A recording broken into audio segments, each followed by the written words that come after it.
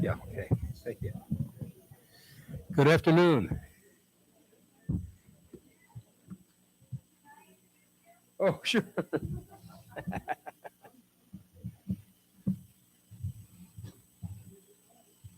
Yes, exactly. Good afternoon, everybody.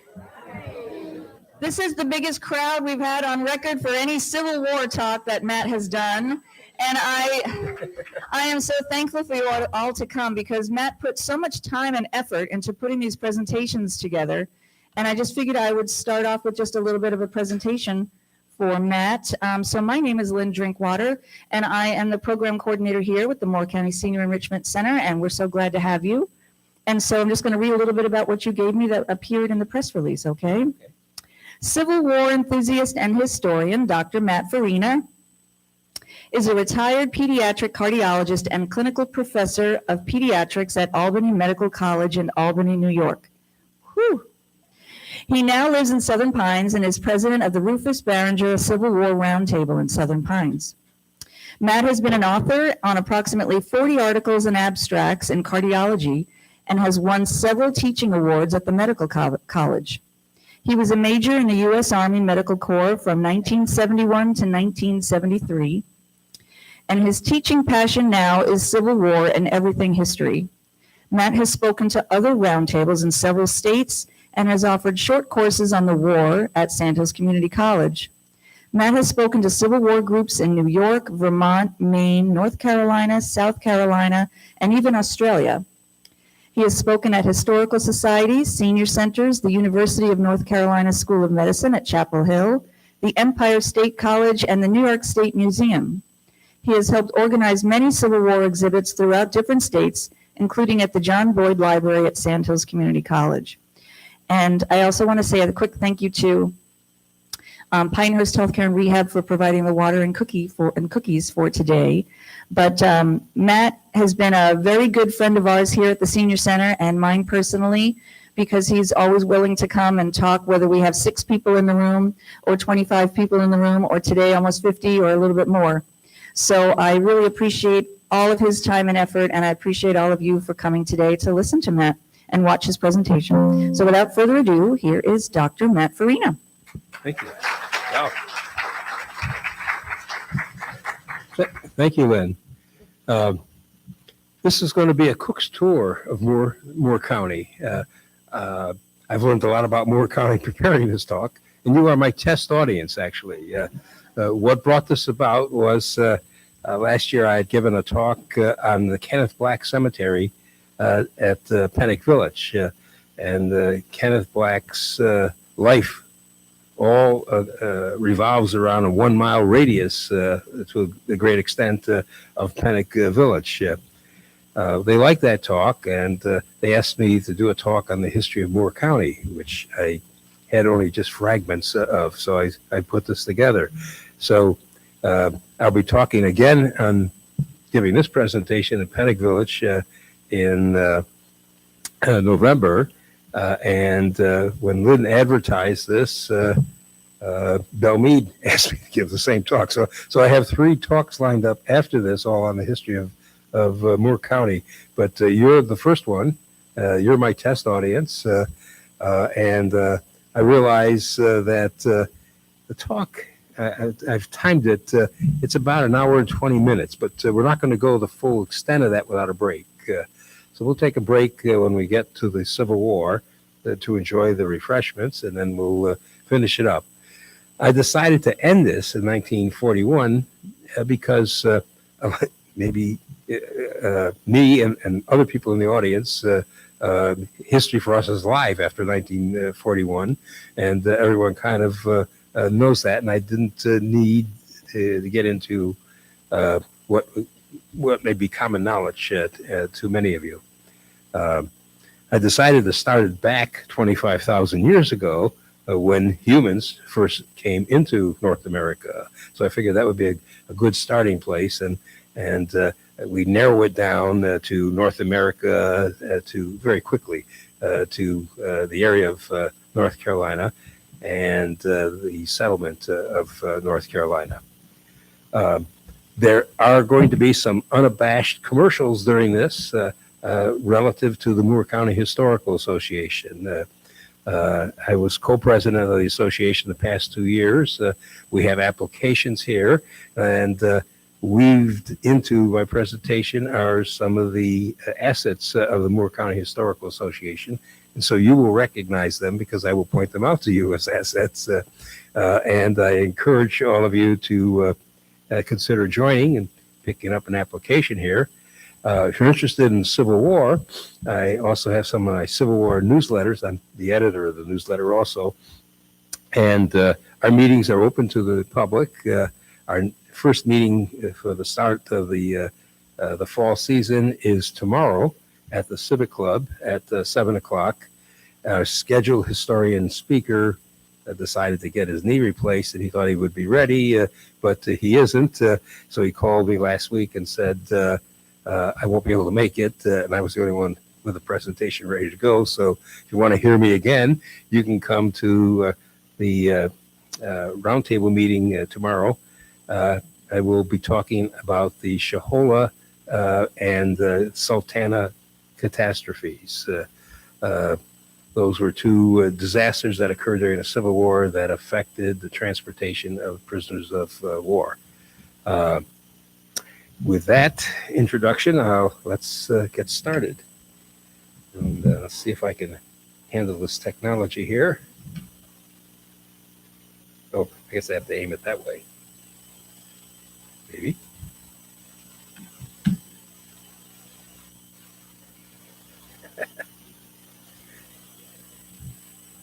Hey, Lynn.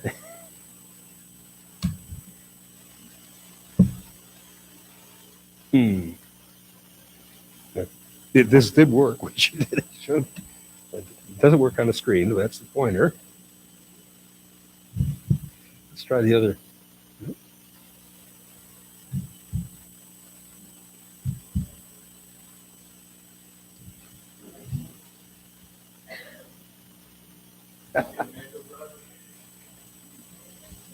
Try it up there. I thought she said aim it at that, but we'll see. We'll see.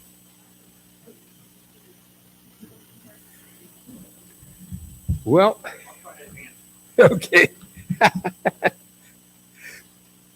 This is why whenever I do a talk, I bring my own laptop, I bring my own projector, I bring my own power cords, because often things don't work. This is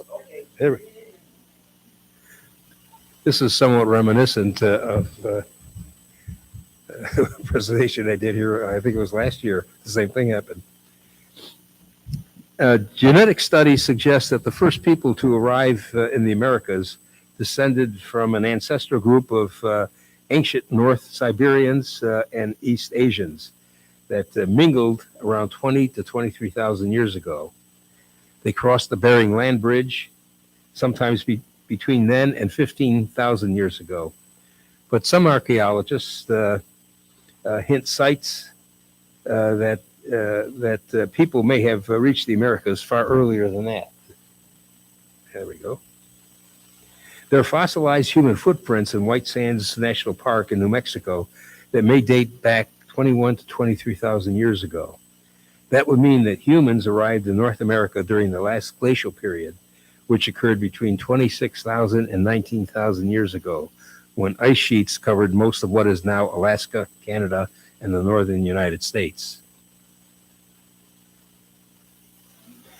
The Paleo-Indians, descendants of Asians who followed and hunted the animal herds across Beringia, were living in North Carolina by 9000 BC. Archaeologists infer the Clovis Point found in North Carolina is as old as those excavated in Western sites, and that puts Paleo-Indians making Clovis Points around 9,500 years ago. This leads archaeologists to think the Clovis culture Paleo-Indians lived in North Carolina, as they did in other parts of the country about the same time. The Paleo-Indian period in North Carolina lasted until 8000 BC. In North Carolina, the Archaic period began about 7,000 years ago and ended about 1000 BC. Archaeologists think archaic Indians descended directly from the Paleo Indian ancestors. There's no evidence that waves of new people replaced the original Paleo Indians.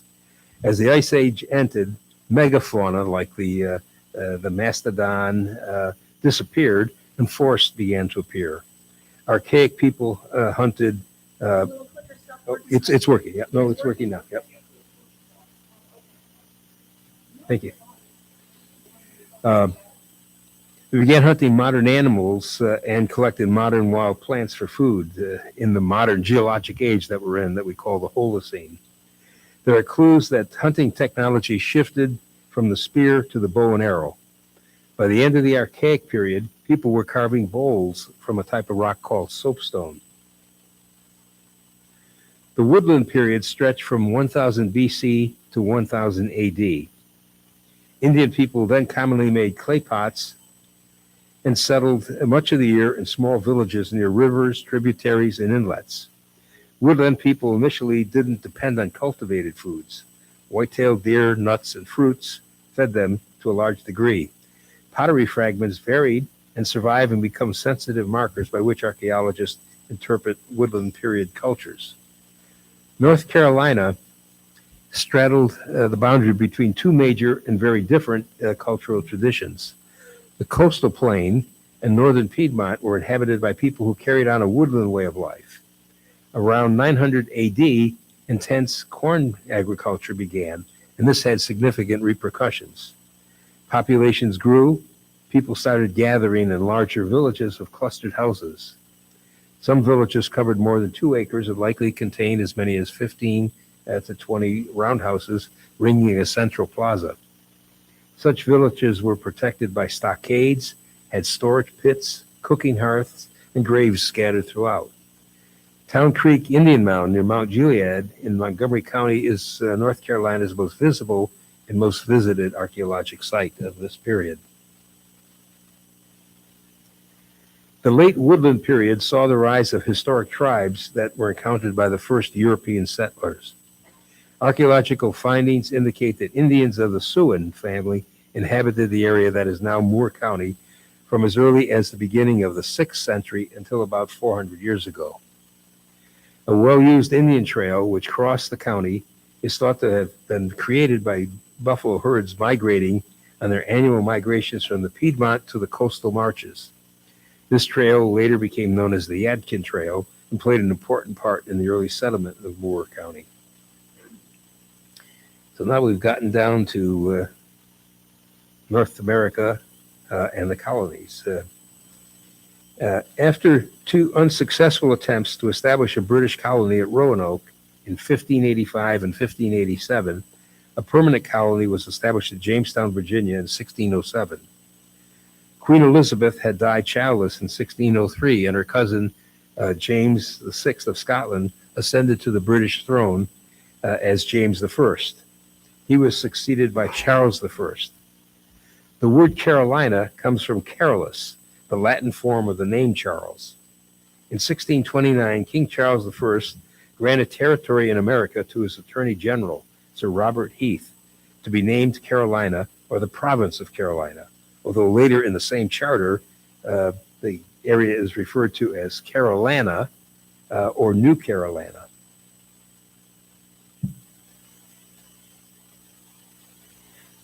The province was to be comprised of all land lying, this is a quote from the charter, the ocean upon the east side, and so to the west, and so far as the continent extends itself.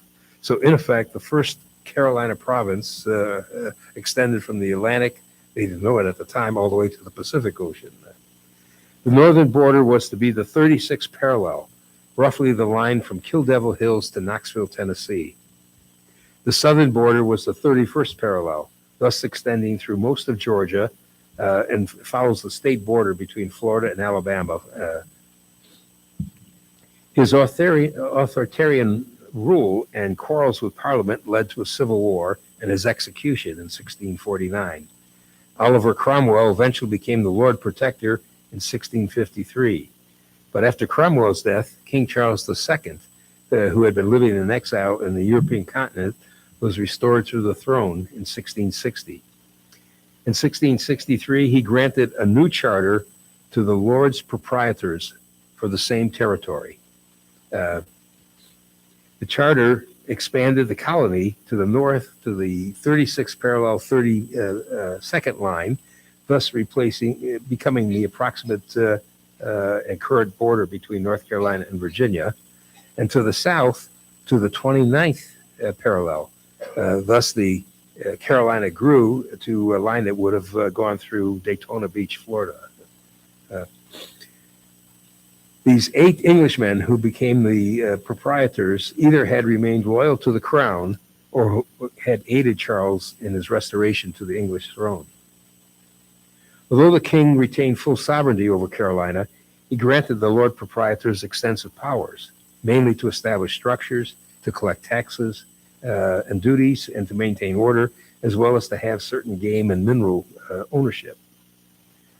The Carolina colony was itself divided in 1712 when the Lords Proprietors appointed Edward Hyde to be the governor of North Carolina, independent of the governor of South Carolina. The southern part was called South Carolina, and the older northern settlement, North Carolina. And from this came the nickname, the Old North State. That was the new discovery for me. In 1735, the two colonies would themselves agree upon the border between themselves. The English government, though, was unhappy with its proprietary colonies. King and Parliament wanted taxes collected, colonists defended, and order maintained, and they didn't believe that the various proprietors were managing their colonies properly. In 1719, South Carolina, which had more resources than North Carolina, and was therefore more valuable to England, was taken back from the proprietors and made a royal colony. While a proprietary colony was ruled by proprietors or ownerships in the king's place, a royal colony was ruled directly by the king.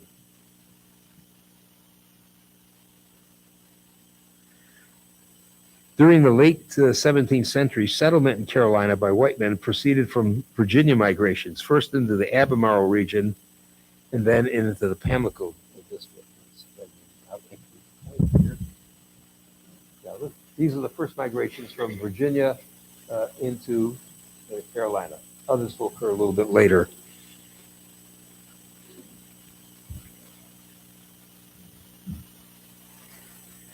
South Carolinians moved north into the lower Cape Fear region and established pine plantations with enslaved African labor. As land grew scarce in Pennsylvania, Maryland, and Virginia after 1730, migrants trekked down the Great Wagon Road, which began near Philadelphia and extended south westward to the Shenandoah Valley before veering east into North and South Carolina Piedmont. So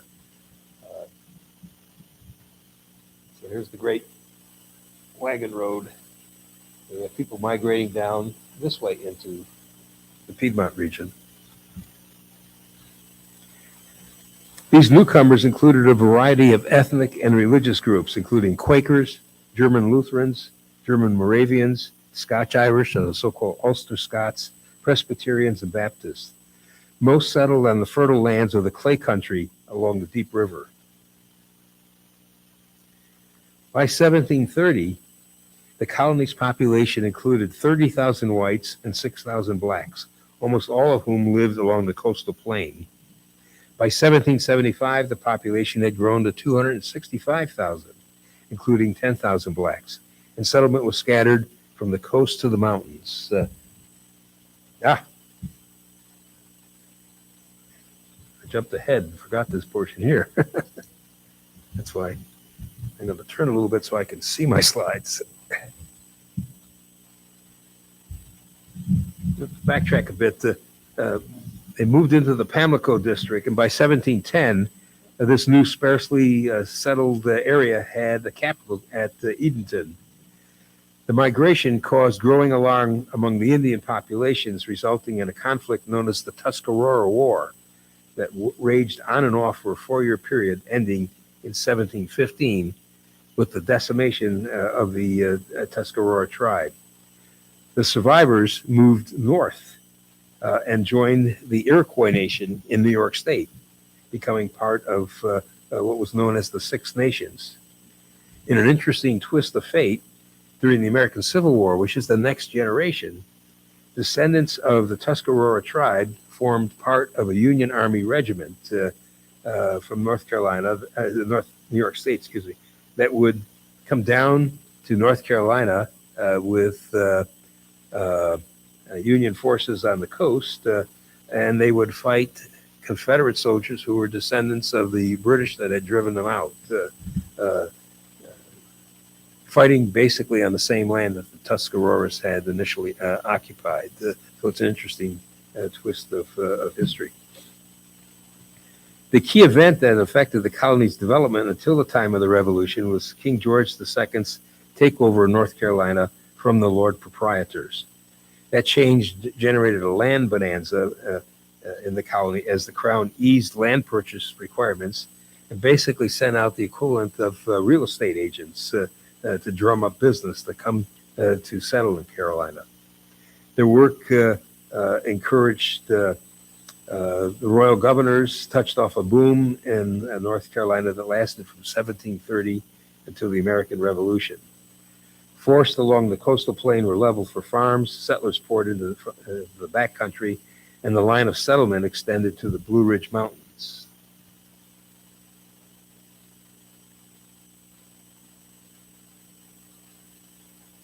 This is an interesting map. They're color-coded. You can follow the wave of migration through North Carolina until about 1830, the far western portion of the state finally being occupied at that time.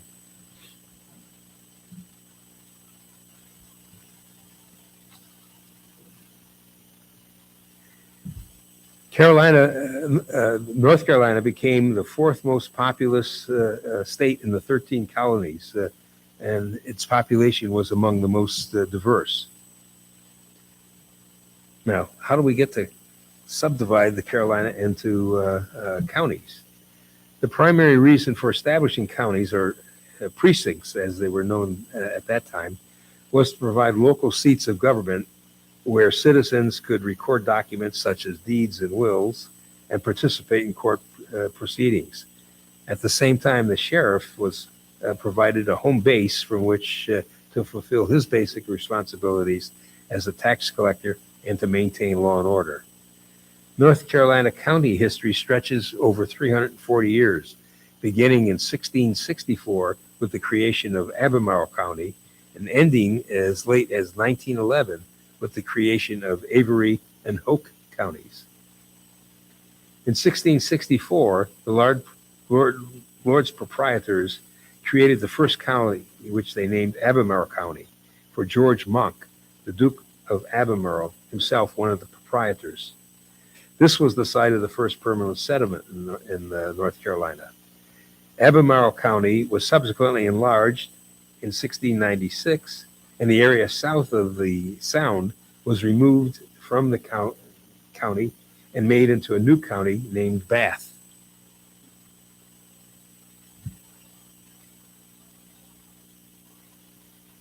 Oops, forget that.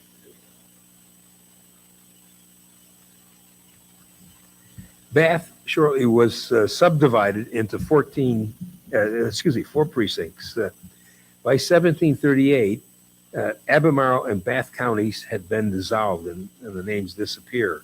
But by that time, the two initial counties had been subdivided into 14 precincts. It was at this point that the designation of county came into existence. Craven County was created as part of one of the precincts of Bath County in 1705. It was named in honor of William Lord Craven, one of the Lords Proprietors of Carolina. New Hanover was formed in 1729 from a portion of Craven. It was named in honor of the royal family of England, members of the House of Hanover. Bladen was formed as part of New Hanover in 1734. It was named in honor of Martin Bladen, one of the members of the Board of Trade, which had charge of colonial affairs. Cumberland County was formed in 1754 from a portion of Bladen County. It was named in honor of William Augustus, Duke of Cumberland, the third son of King George II. Cumberland was the commander of the English army at the Battle of Culloden, in which the Scottish Highlanders were defeated in 1746. Many of those Scots came to America, and their principal settlement was in Cumberland County. Moore was formed in 1784 from a subdivision of Cumberland County, and it was named in honor of Captain Alfred Moore of Brunswick, a soldier of the American Revolution and afterwards a justice of the Supreme Court of the United States. Another somewhat ironic twist, a large influx of the settlers, particularly the Highland Scots, who immigrated to the colonies to escape harsh economic and political conditions which existed in Scotland, settled in the Sandhills. This area had been bypassed by earlier settlers due to the poorness of the soil, and they settled in a county named after the British commander who had defeated them at Culloden. Now, who was Alfred Moore?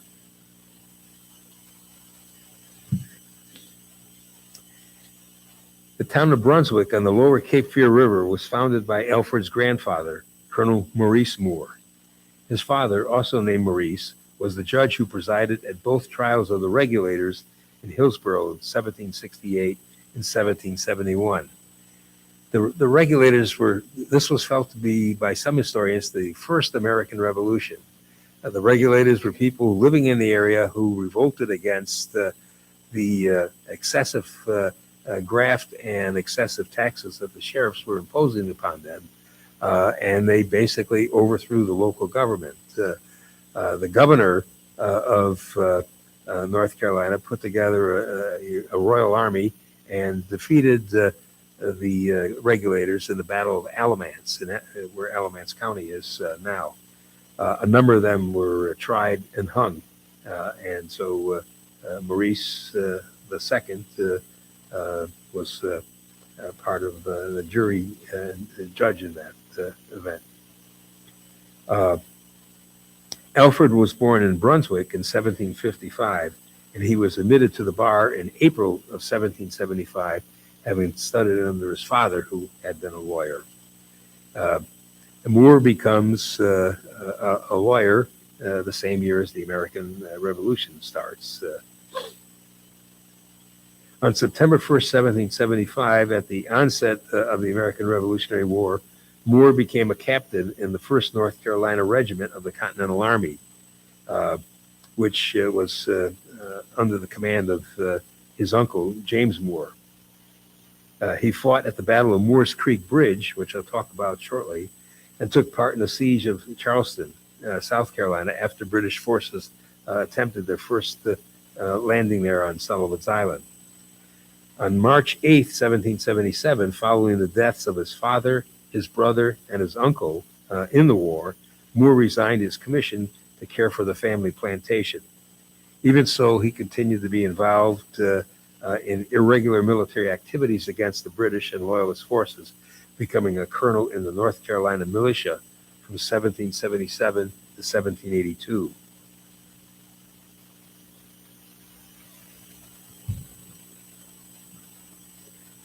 When Lord Cornwallis moved through southeastern North Carolina after the Battle of Guilford Courthouse in 1781, his troops plundered all Patriot slave plantations in their path.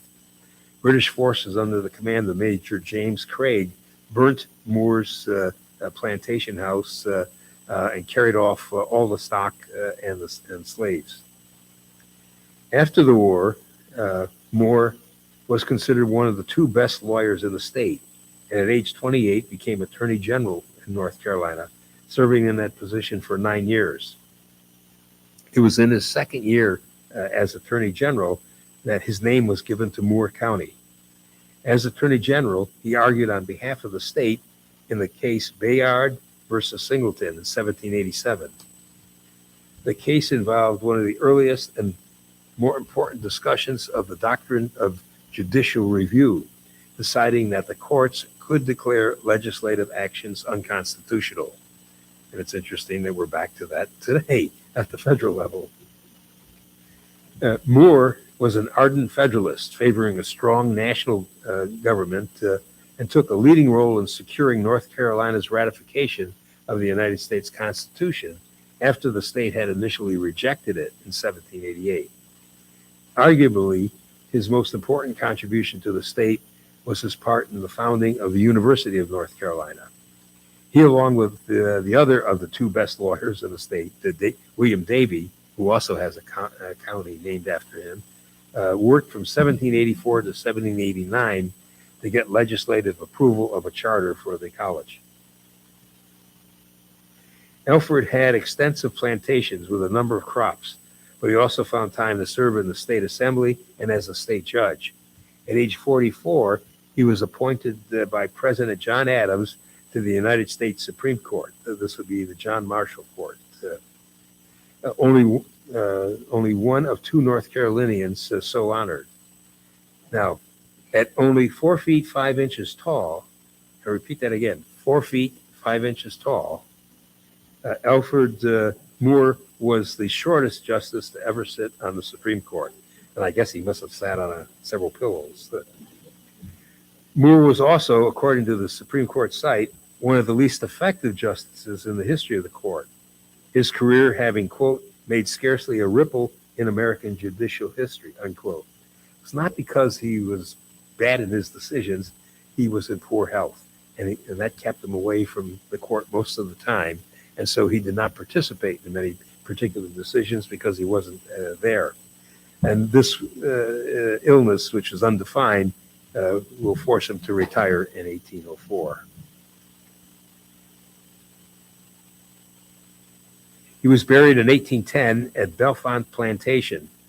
In 1905, the North Carolina Society of Colonial Dames saw fit to have him dug up and reburied in the ruins of St. Philip's Church at the historic site of Brunswick, the place of his birth.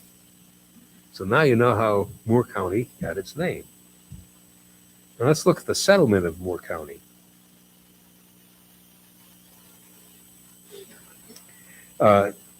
In the Moore County area, perhaps the earliest settler was around 1745, and from local historians may have been William Quinn, who lived above the falls of Deep River.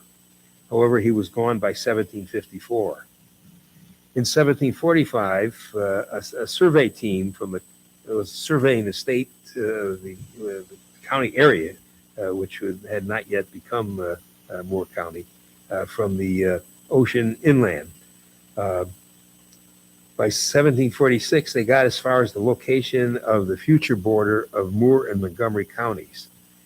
In their records, and they were out in the field for a number of months, they speak of no settlers actually having been seen. In 1746, the first recorded grant was issued to Thomas Armstrong, although there was no evidence that he ever lived in the county. By 1747, land grants were being offered to early settlers, many of whom were of Scottish origin. Robinson, who's one of the historians who writes the 2-volume book on the history of Moore County, reports that the first residents sometime prior to 1747 were John and Thomas Richardson, who were presumably English families. The second family in the what will become Moore County was the Thomas Tyson family, a Quaker. The third family to arrive in 1748 was Joe McClendon, receiving a grant for 300 acres on the Deep River. In November, kinsman Jacob McClendon secured 300 acres near the mouth of Buck Creek on the Deep River, and then that was followed by John and Jeremiah McClendon, who settled nearby. The McClendons did not remain very long in the area, but their name did. Buck Creek became known as McClendon's Creek. And here I'm going to throw in the first commercial for the Historic Association. This is Joe McClendon's cabin, which was built around 1760. It exists today. It's felt to be the oldest cabin on its original foundation in North Carolina. In the county. Maybe North Carolina, for all we know. The cabin is owned by the Historical Association. You can come to visit the cabin on the second and fourth Sunday of the month. when a docent will be there between the hours of 2 and 4. So you have to look at a calendar and find it. It's on Mount Carmel Road, a few miles outside of Carthage. And that, although Joe McClendon and his family left the area, his daughters remained, and one of his daughters married into the Bryant family. And next to the McClendon cabin is the Bryant House, built about 1820, also owned by the Historical Association. This house is on the National Registry, and you can tour this house when you tour the McClendon cabin.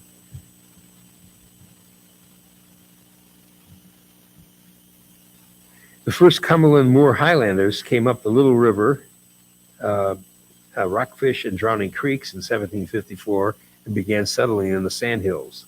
Most were destitute when they left Scotland and submitted to 4 years of servitude to pay for their passage. They worked hard and often within the first generation produced a good, solid, educated citizenry. The first Highlander in Moore County was Hector McNeil, who settled in what would become the Southern Pines Country Club. Other families included the Blacks, the Rays, the Blues, the McLeods, the Camerons, the McDonalds, and the Curies. And just to show you that there were others than Scotsmen there, in 1757, a young Irishman by the name of Connor Dowd arrived near Deep River. He had been a peddler and did not know how to read or write. He was charming, and he married a young widow who brought him 500 acres of land. He established a grist mill, a sawmill, a tan yard, and of course a distillery. 15 years later, he owned 7,000 acres and a number of slaves. His property was valued at 13,000 pounds sterling. So you could make your fortune in a short period of time in the new county. Enough men had settled in the area to take part in the Regulator War of 1771. 2 companies of men joined Governor William Tryon's force to fight and defeat the 2,000 regulators on May 16, 1771. A few years later, Philip Alston purchased land in a bend in the Deep River and built one of the finest homes called the House in the Horseshoe. More Scots moved into the area with the names of Bethune, Campbell, and McRae. This is the House in the Horseshoe. Also was a property of the Moore County Historical Association, which acquired it in 1950 and began preserving it. In the 1970s, it was deeded over to the state, and the state history department now runs the House in the Horseshoe. The state has approved the construction of a visitor center there, which I believe will start construction sometime this fall. This is open pretty much on a daily basis. It's a fascinating place to see. And the battle at the House in the Horseshoe, which occurred in 1781 as part of the Revolutionary War, still has left the bullet holes that you can see in the front porch of the house. The Revolutionary War started on April 19th, 1775, in Lexington and Concord. Within a matter of days, messengers on horseback had galloped the news to North Carolina. In many areas, safety committees began to form work for American liberty. But among the Highlanders, the tendency was to stand stoutly by the British Crown. Historians have offered a number of reasons why. Many Highlanders had taken an oath to uphold the king. This is Kenneth Black's oath that he signed. I, Kenneth Black, do swear, and as I shall answer to God at the great day of judgment, I will bear true allegiance to the King of Great Britain, and will not at any time take up arms against him or anyone under his authority. And if I do so, may I be cursed in all my undertakings, family and property. May I never see my wife and children, father, mother, or relations. May I be killed in battle as a coward and lie without a Christian burial in a strange land far from the grave of my forefathers and kindred. May all this come across me if I break my oath. Now, to a religious man, that's a significant oath. and that was enough reason to not fight again in favor of the Whigs or the Patriots as they were known. Historians say a second reason may have been the strong conservatism and the belief that large estates and profitable trade would best thrive under royal rule. A third reason may have been the profound belief that the king's authority indeed had come from God and must not be opposed.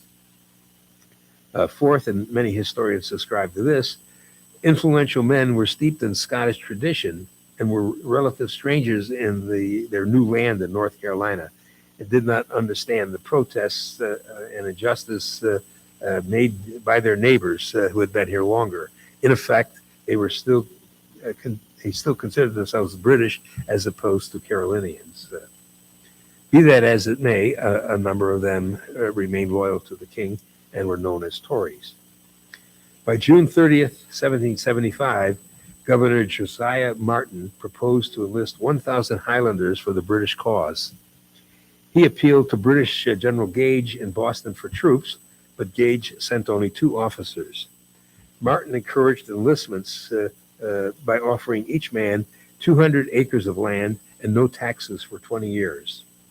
500 mustered from the Deep River region and joined others at Cross Creek, which will become the town of Fayetteville. They numbered about 1,400, but had muskets only for about half the group. On February 19th, 2 companies of this group from Anston County deserted, taking their muskets with them. One of the British officers who had come, General MacDonald, led this force to find and fight the Whigs who dare stand in their way. On February 26th, they camped 6 miles from Moore Creeks, where scouts noted that a Whig force was camped in fortifications with the creek at their back. In the morning, General MacDonald was too ill to lead, so he turned command over to the other British officer, British Colonel MacDonald, the husband of Flora MacDonald. General MacDonald and Colonel MacDonald are not related, even though they share the same name. When the Highlanders closed in, they discovered that the Whigs had abandoned the camp. With the rallying cry, King George and broadswords, the Highlanders advanced to drums and bagpipes. The fast-flowing creek was 50 feet wide, where there was a bridge.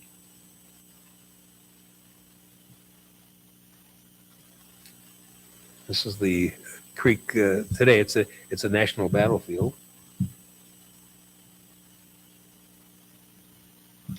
After a verbal challenge, the Highlanders opened fire with their muskets and then, led by Colonel Donald MacLeod and Captain John Campbell, rushed the bridge with broadswords drawn. This is the last broadsword charge in American history. Halfway over the bridge, they halted. The Whigs had removed the decking on the other half of the bridge and had greased the round stringers with tallow and soap. Stepping on the logs, the leaders tolerantly led their men in 2 columns over the bridge. From the woods on the far side, 1,100 Whigs with muskets and cannon, led by Richard Caswell and Colonel Alexander Lillington, the town of Lillington will be named after him, opened fire. Some swordsmen were killed by musket fire, some fell and drowned. About 50 Highland Scots were killed. MacLeod and Campbell, who made it across the bridge, died at the foot of the bridge. MacLeod's body, it said, bore 30 bullet wounds. A few survivors returned over the bridge where their comrades returned fire against the Whigs. Some of the Tories began to abandon the field, and then their whole line collapsed. The Whigs then charged across the creek and chased the Tories. General MacDonald was captured in his tent, and the Whigs captured about 850 prisoners and wagons of arms and supplies. Those prisoners were later paroled. Some of them would return to Scotland after this event. The victory of the Whigs saved North Carolina from conquest and probably postponed the conquest of Georgia and South Carolina in the American Revolution for perhaps a 3-year period. An equally important effect was the boost in morale of the Patriots in North Carolina. The victory was directly responsible for the Halifax Resolves on April 12, 1776. The Halifax Resolves, and some historians support it, some historians doubt it. The Resolves have a language which is very similar to the Declaration of Independence. And the original Halifax Resolves document has strangely disappeared.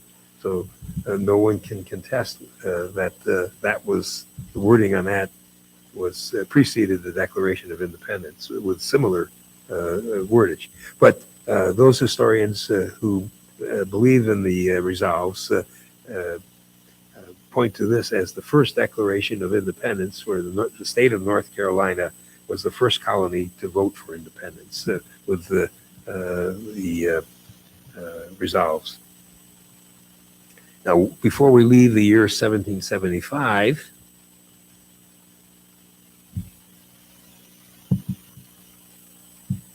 another ad for the Historical Association.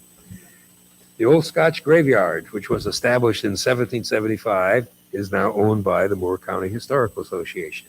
This is a couple miles from the Bryan House. So when you go out to look at the McClendon cabin and the Bryan's house, you just drive down the road another mile and a half at the flashing light. You take a right, go an eighth of a mile, and you will find a sign pointing to the Old Scotch Graveyard on Old Scotch Graveyard Road.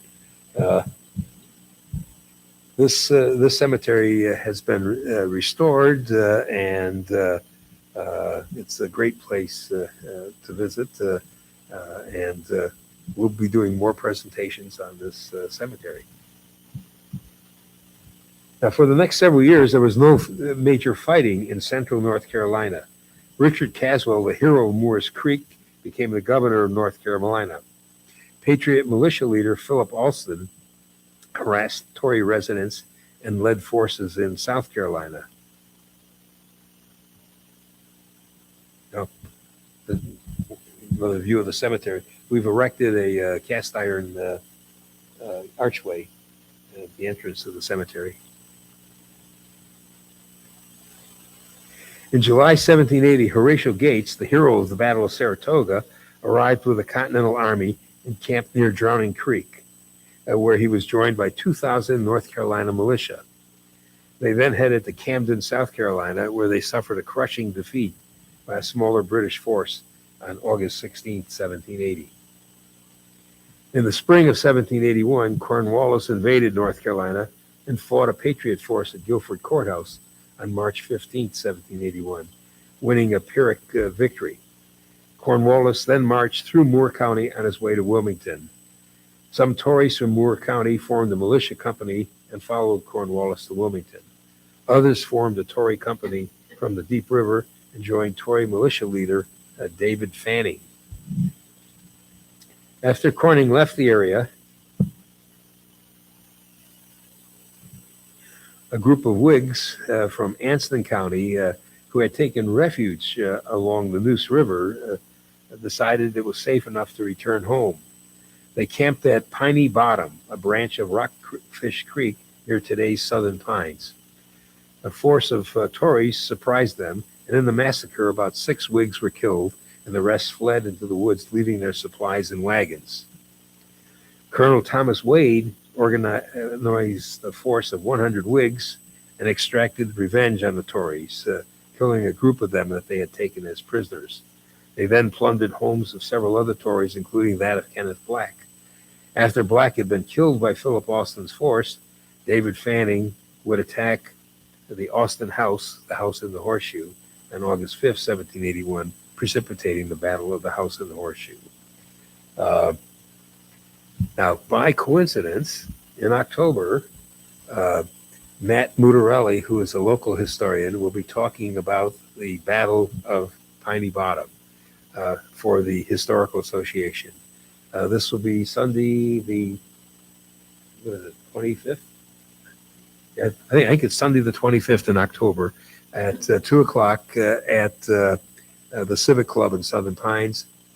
There'll be an article in the paper about this, and it's open to the public, and you are encouraged to attend that meeting and find much more detail about the story of the massacre at Piney Creek that involves a young girl and a piece of cloth.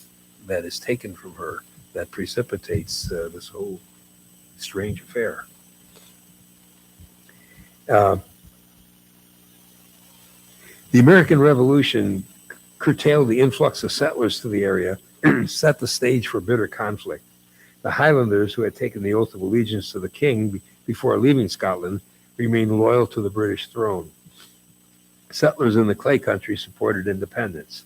Although there are no major battles that occur in Moore County, the guerrilla warfare that erupts between the two factions was bloody, and in many respects is the first Civil War for North Carolina. The Highlanders paid dearly for their political views after the defeat of the British, facing the scorn of their neighbors and in some cases the confiscation of their property and even being exiled from the state.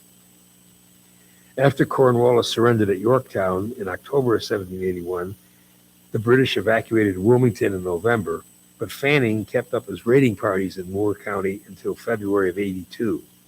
He then joined the retiring British forces in South Carolina.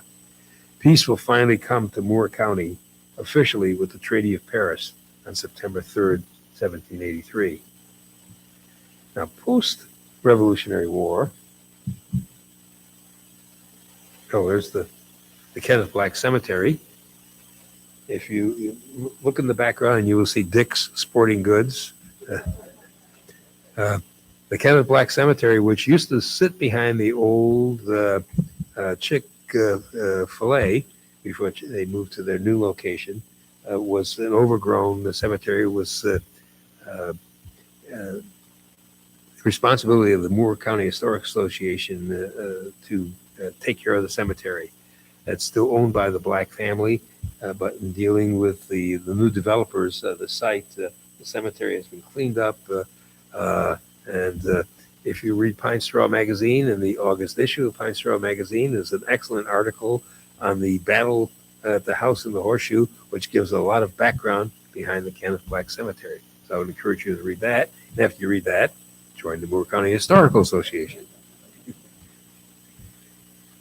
The North Carolina government decided that after the war, that Cumberland County was too broad now for many of its inhabitants to attend court or public meetings in Fayetteville, now Cumberland County's new county seat. When the state assembly met in Hillsborough in April of 1784, it voted to divide Cumberland County. The new county would become Moore County. And it became Moore County on July 4th, 1784, on the 8th anniversary of the American Declaration of Independence. The county boundaries were established in October of 1784.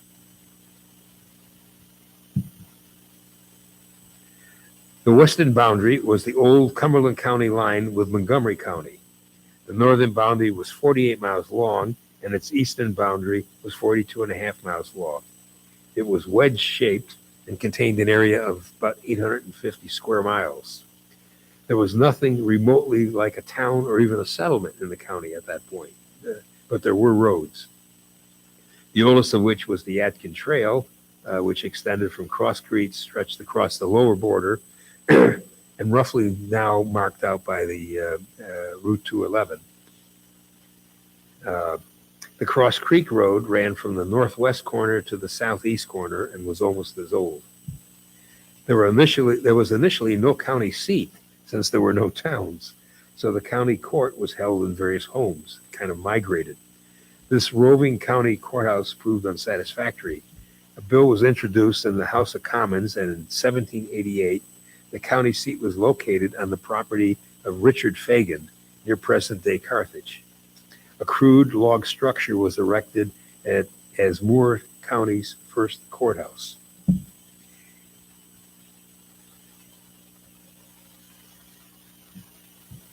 In the first U.S. Census in 1790, Moore County had about 3,700 residents in 639 households. The census included 355 black slaves. The new owner of the House in the Horseshoe had 24, the most slaves of anyone in the county. About that same time, the Presbyterians founded Bethesda Church on Rockfish Creek. However, schools also had begun to appear earlier, actually, among the settlers. Philip Alston's children had been receiving some type of instruction in 1775. There was the Moore County Academy, established in 1799, Solemn Grove Academy in 1804, Parnassus Academy in 1809, the Euphronian Academy in 1811, and the Sylvester Academy in 1833. So Moore County, education-wise, goes way back. Although the county was growing, the occupations of the population included two distinguished lawyers who had so many clerks that Moore County was considered a nursery for young lawyers to be. He also had a lot of doctors, but they were considered too many quacks, and there was a lack of capable doctors. Many poor folks were hunters. Farmers produced cash crops of tobacco, cotton, grains, pork and beef tallow, and beeswax. Land along the deep river was valued at $4 to $10 an acre, where the soil was better, while in the sand hills, land sold for 25 cents to $2 an acre. The act establishing Moore County also provided for the erection of public buildings. In 1795, an act was passed which stated that the location of the existing log house was inconvenient. Commissioners were named to purchase land near the center of the county and erect a new courthouse. In 1796, an act was passed establishing Carthage as the site where the courthouse was to stand. In 1803, another act passed naming the commissioners to lay out a town and build a courthouse as previously directed. In 1806, the name of Carthage was changed to Fagensville after the family on whose land the first log courthouse had been erected.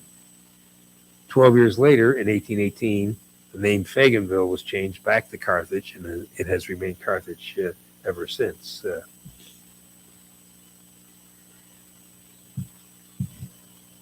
At the courthouse, normal business was carried out, registering deeds, marriage licenses, wills, bills of sale, collecting poll taxes, collecting real estate taxes, appointing overseers of roads, surveyors, slave patrols, and some services that many today we would object to, namely price fixing for lodging and the sale of liquors and foods, which was strictly governed by the court.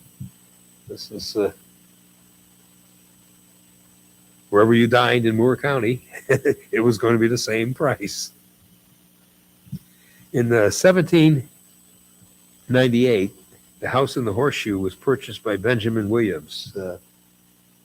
He was born in Johnston County, fought in the Revolution as a line officer in the 2nd North Carolina Regiment, and as a colonel in the North Carolina Militia. He served in both houses of the Assembly, was a member of Congress from 1793 to 95, and a member of the first Board of Trustees of the North Carolina University. He became the first governor of North Carolina from the recently formed Moore County. On June 18th, 1812, the United States started its second war with Great Britain, the War of 1812. Moore County's chief contribution to the war effort seemed to be guns produced by the Kennedy brothers, who were superb gunsmiths, and the area around their homes began to be called Mechanics Hill.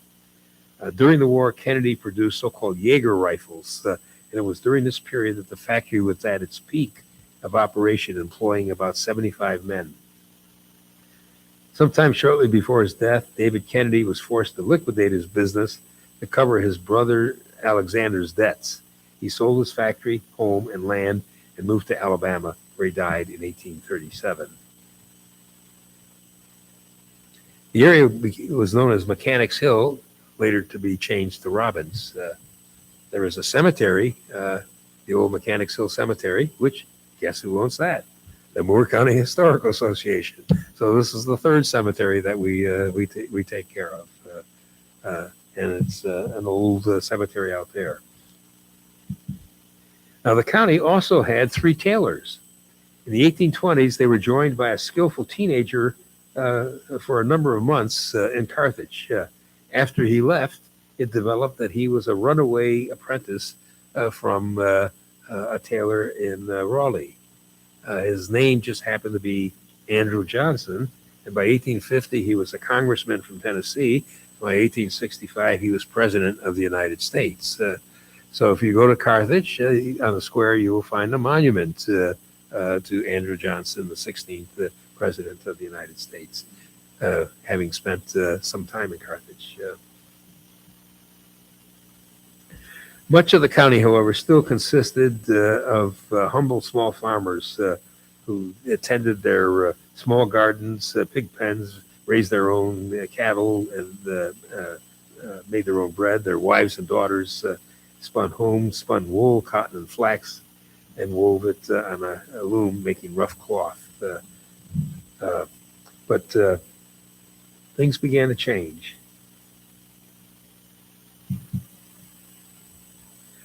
A law in 1839 called for special elections to empower the county court to establish school districts and district school committees. By 1840, there were 11 public schools operating in Moore County. Carthage finally had become a village with about 150 residents. And by 1841, a two-story, two-chimney brick courthouse was built, replacing the wooden one. The Fayetteville and Western Plank Road, running from Fayetteville to Salem, was started in 1849 with stockholders contributing $80,000 and the state kicking in $120,000. It was set on a well-graded roadbed, elevated at the center with drainage ditches on both sides. Massive stringers of longleaf pine, 8 inches by 6 inches thick, were laid lengthwise into the roadbed. The deck was attached to the stringers with broad planks 8 inches wide and 3 inches thick to make the roadway 12 feet wide, with extensions at intervals to allow passage for vehicles going in the opposite direction. A gang of 15 could lay as much as 1,000 feet a day or a mile a week. Toll houses were built every 8 to 10 miles. Tolls were 1/2 cent for horse and rider per mile, 2 cents for a 2-horse team, and 4 cents for a team of 4 or 6 horses. Now, if you don't like the roads here today that are made out of asphalt,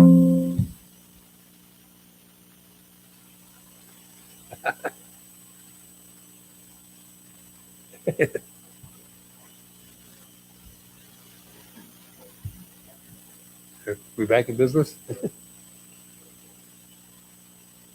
Nope, not advancing. Yep. There we go. Okay.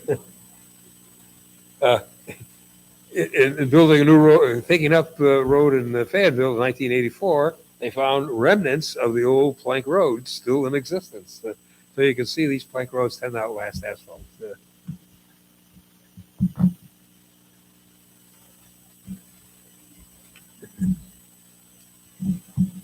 But this gives you a pretty good idea of what the plank road looked like.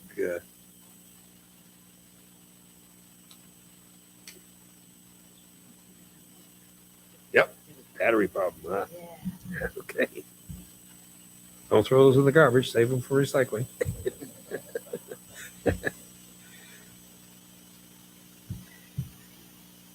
By 1850, the population had grown to 9,300 with roughly 21% of slaves.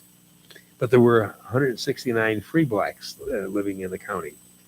Agriculture output, 750,000 pounds of cotton, 6,000 pounds of wool, 41,000 pounds of tobacco, 30,000 bushels of corn, 17,000 bushels of oats, and 15,000 bushels of wheat. The Deep River Transportation and Mining Company was established in 1851 to tap into a bed of coal estimated to be equal in thickness to the Great Pittsburgh coal seam.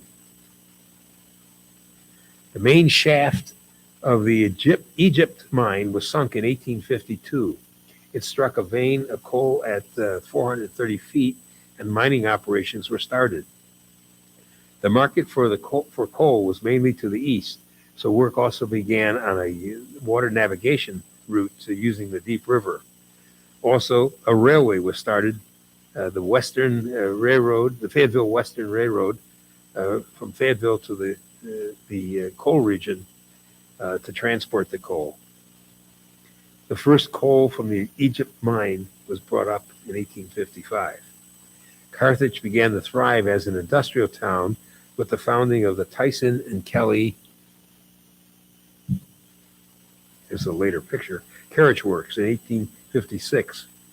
By 1857, the county had 61 school districts and successful private academies in Carthage, Buffalo, Clark, and Camp Hill. Now, another industry that also was developing at that time, backtrack a little bit, the longleaf pine forest. By the 16th and 17th century, when English needs for more and more ships for trade and war was developing, most of England's forests had been cut down for lumber and firewood. During the 1600s, England relied on imports of naval stores, primarily tar and pitch, from Sweden. But Sweden's naval store industry fell under the monopoly of a single company, which more than doubled the prices. Clearly, England needed a new source of naval stores, and it turned to its North American colonies. To encourage the American naval stores industry, Parliament passed a law in 1705 that required the British Navy to pay inflated prices for tar, pitch, turpentine, rosin, hemp, and mast from the British colonies. By 1700, New Englanders had cut down most of their native pine forest, which made manufacturing naval stores there nearly impossible. And in New York State and other New England colonies, other cash crops were more profitable. But in the southern colonies, the 92 million acres of longleaf pine extended from basically southern Virginia down into the middle of Florida and as far west as East Texas. That was all massive longleaf forest, only of which 2% remain today. Until about 1720, most of Carolina's naval stores were produced in South Carolina. But as the settlers moved up the Cape Fear River in North Carolina, they began to manufacture naval stores there. North Carolina's industry grew so quickly that the ports of Brunswick, established in 1727, and Wilmington in 1739, grew to handle exports. By the 1770s, North Carolina was responsible for 70% of the tar exported from North America and 50% of the turpentine. And naval stores were the colony's most important industry. River rafts containing 500 barrels of turpentine or tar were floated down the deep river. The development of roads and the railroad made transportation of goods much easier and spurred the industry. The production of lumber for construction also expanded. So things were on a real roll. And then came the Civil War. And we'll stop here for about 10 minutes, and guys can grab something to drink and some cookies, and we'll pick up and we'll move rapidly from the Civil War to 1941.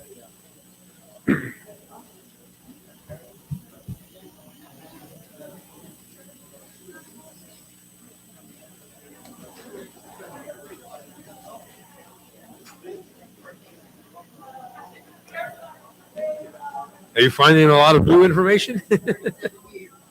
Are you finding a lot of new information? May I bring up another subject? Sure. But I won't raise my hand to do it. Okay.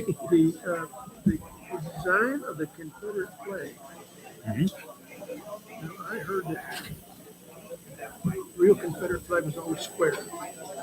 No. What came out to this was Ku Klux Klan. No. The Confederate, you're referring to the red Confederate flag with the. I'm to confuse it with the three national Confederate Oh, okay. flags. You're talking about the battle flag, right? Yes, sir. Yes, sir. Yes, Yeah. sir. Yeah. The battle flag. The Eastern armies had the square battle flag.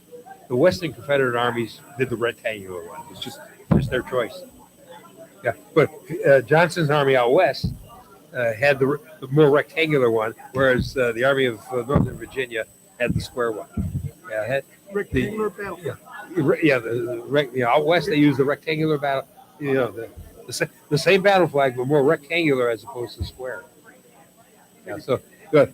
The KKK just adopted the rectangular one. Thank you. Yep. Hey. The long leaf pine timber, was that actually used in the ships as well? I wouldn't think pine would have been. No, it's not using. So you should talk about the tar and the. Yeah, those were the nalosaurs. Yeah, the settling. Interestingly, the settling of Australia comes about because of the Norfolk pine. In Cook's sailing around the world, he discovered the Norfolk Islands, and on the Norfolk Islands, they found these pine trees, massive pine trees that grew perfectly straight. And Cook decided, Cook's men, Cook was dead at this point, they decided that this could be a source of mass for ships. They intentionally misplaced on maps the Norfolk Islands so that they wouldn't be discovered accidentally. And when they got back to Britain, they reported to Parliament about the Norfolk Islands. That was the impetus to settle Australia, to move debtors and whatnot. So, women were to grow flax and make sail. The men were to basically get into the shipbuilding. As it turned out, this starts the process of settling. It takes about 10 years to get to the point where they're now going to begin to harvest the Norfolk pine. The Norfolk pine, in a wind, the pine doesn't bend like oak does; it shatters. So the Norfolk pine as a mast for ships, it turns out to be a disaster. But by then, the settlement of Australia is underway, and it proceeds from that.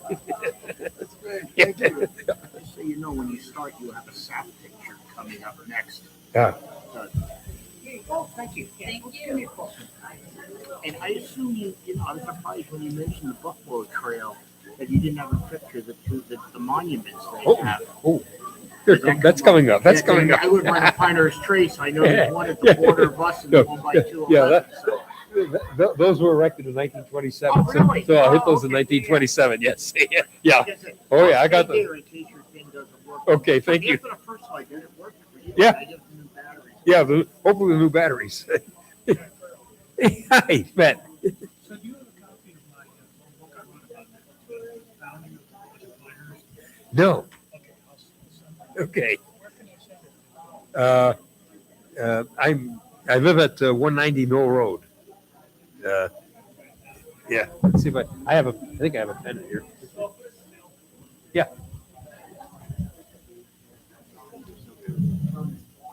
It's all about just 1895. Yeah, I'll talk a little bit about that.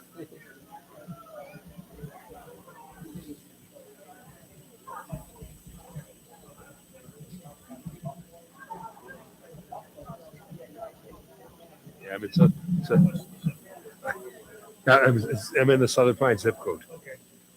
It's I'm one of two houses in the middle of this who are still extraterritorial. So, Are you really? yeah. I have Southern Pines water. I have a septic system. I have Southern Pines zip code, but it's the post office that determines that, as Walker Station found out. Yeah, okay. Yeah, but if I need the police, I have to call the sheriff. So, and I don't get.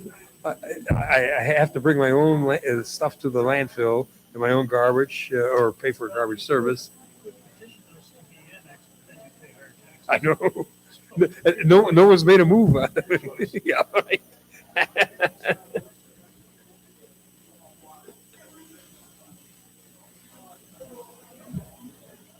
See one of these? Yeah, that's what I've taken a lot of my stuff from. It's a 2-book series, right? Yep. Yes, it is. Yeah, that's a good read. I mean, he goes into great detail of the families. So if you're trying to trace families, yeah, that's an excellent book for that. It's hard to find one of these. Oh, This was come over to the Shaw House, the Moore County Historical Association. really? We have them there. oh, okay. We actually were. Yeah. I think we were involved in the publishing of it. Remember? Yeah, published by the Moore County Historical Society. Yeah, we have copies for sale at Oh, the really? yeah Okay. at the Shaw House. Oh, nice. Yeah, so you can come over there pretty much any day in the week. After someone is there after afternoon. Okay. Yeah. I'll stop by there. Yep. We have the other one by another author. It's a A smaller one. well, yeah. No, actually, it's a thinner one. Yeah. It's slightly bigger. Also published by the Historical Association, but a different author, and it's called, I think, a short history of Moore County, something like that. Yeah. I've got a copy of that also. So, thank you.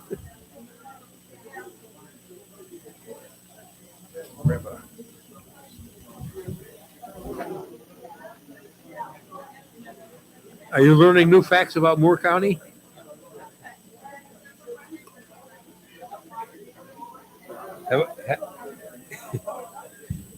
Have, have you learned any new facts about Moore County? Yes, he showed it to me. John, how long did it take you to put that together? I've been working on it a while. He's doing a really good job too. Good seeing you. Yeah, good.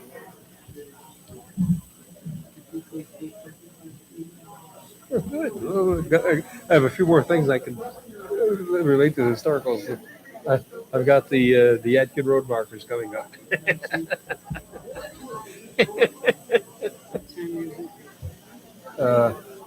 Quarter after. Several people here on the Yeah. Oh, Why don't we get started again?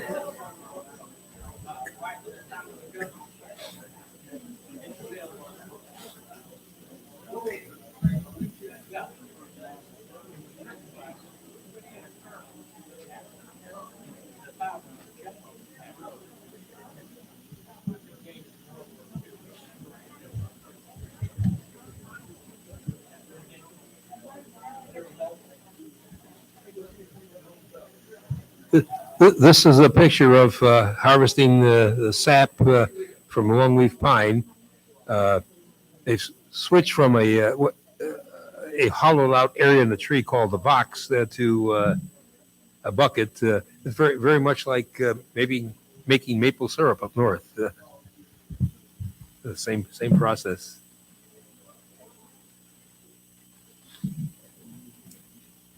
In the 1860 presidential election, the vote in Moore County was divided three ways.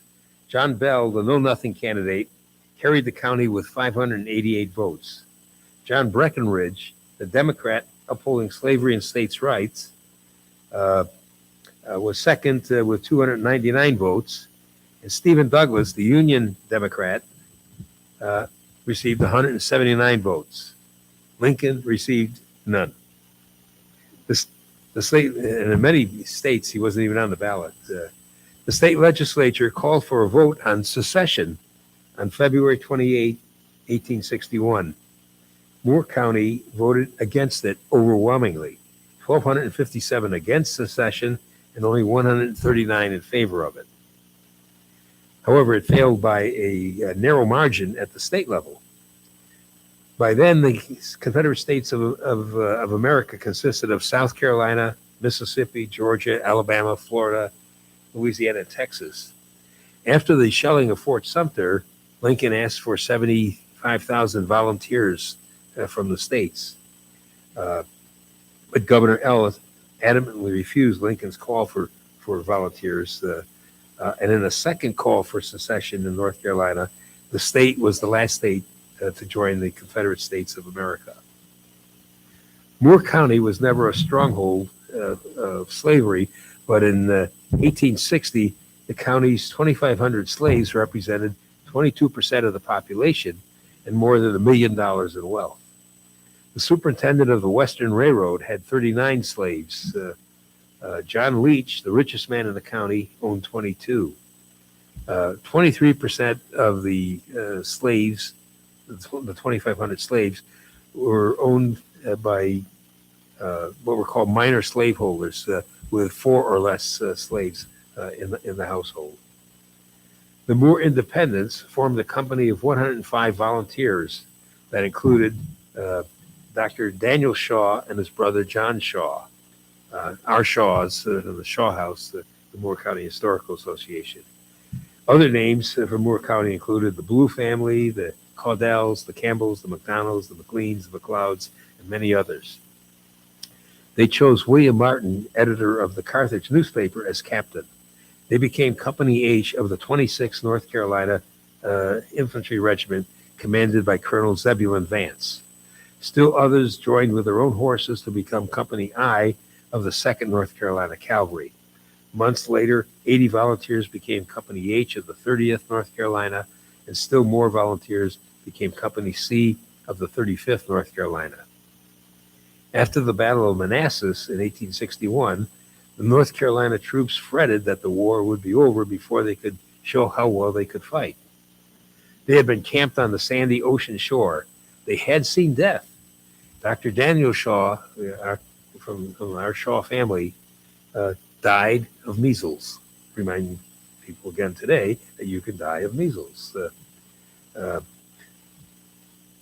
Many of the units became involved in 1862 fighting when the Union Army invaded the coastal Carolina region. Captain Martin, the captain of the company, with his prized breech-loading rifle, led his company in a charge at the first battle of New Bern on March 14, 1862, and took a bullet through the head, died instantly.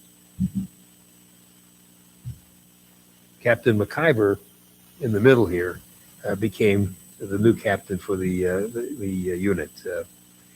Conscription also came in 1862, and while 4 more Moore County companies were formed that spring, other young men hid in the woods. You know, these are Confederate. Confederate. Yeah, yeah. There were no Union regiments that bore the name North Carolina as a Union regiment. In Virginia there were, West Virginia there was, in Tennessee there was. They were both Union and Confederate regiments, and in some of the battles they actually fought each other. So, like at Gettysburg, the first Delaware Confederate fought against on the battlefield the first Delaware Regiment Union. So some interesting things like that occurred.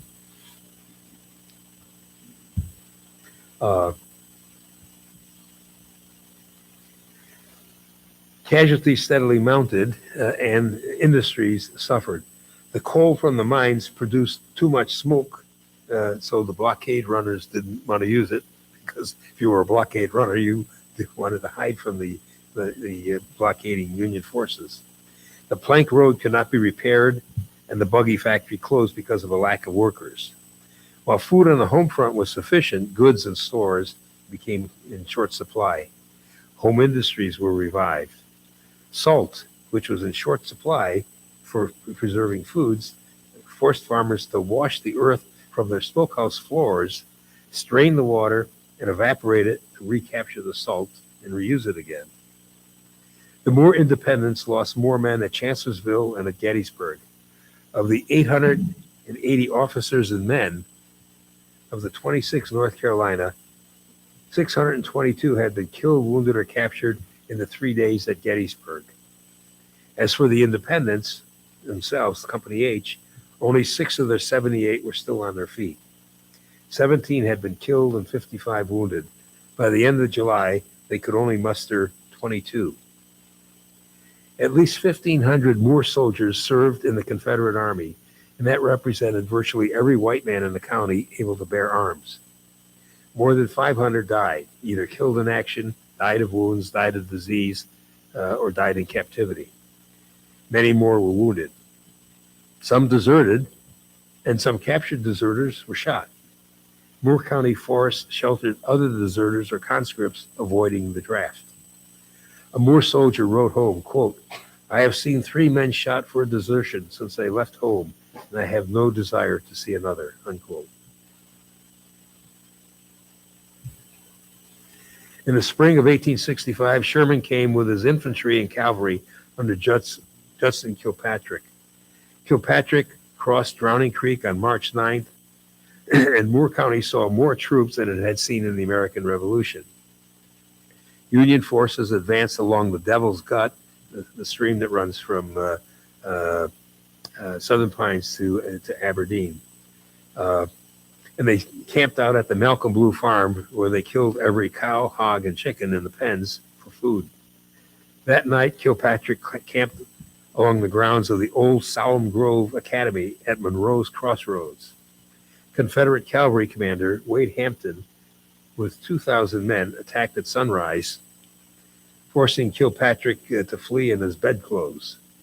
Union forces then rallied. Later, both sides claimed victory.